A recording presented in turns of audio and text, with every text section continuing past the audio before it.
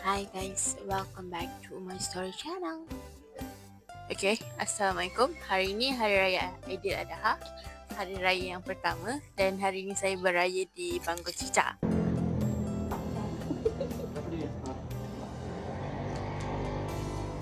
Okay guys, so sekarang ni saya dah settle, dah makan, tapi tak tahu nak buat apa. So stay tuned. Baiklah, kita mulakan podcast secara rasmi. Jadi saya Humaira Salimah dan dekat sini orang panggil saya Kak Ya. Dan awak? Saya Suri. sekali lagi saya Suri. Okey. Jadi Suri ni antara sepupu-sepupu saya yang agak muda, yang paling muda. Rasanya tak ada rasanya sepupu saya lepas Suri. Ada Farhan kan. Farhan muda daripada Suri, tapi lelaki lah. Macam tu. Okey, jadi hari ni disebabkan hari ni adalah hari raya, apa yang Suri harapkan? Okeylah, tak apalah, tak jadilah.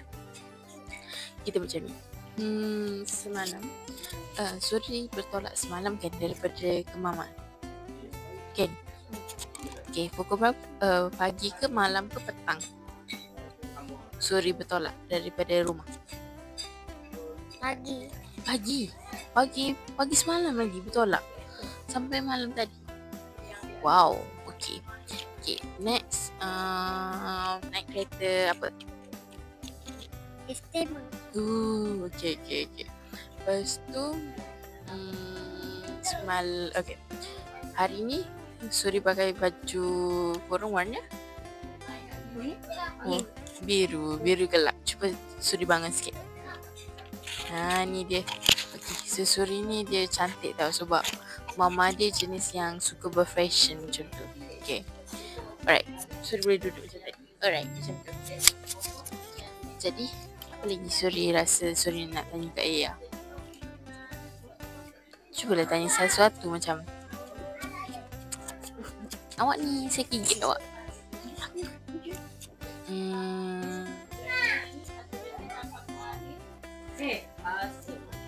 Awak suka make up Suka. Hari ni awak make up Oh, sebab saya nampak atas mata dia ada merah-merah.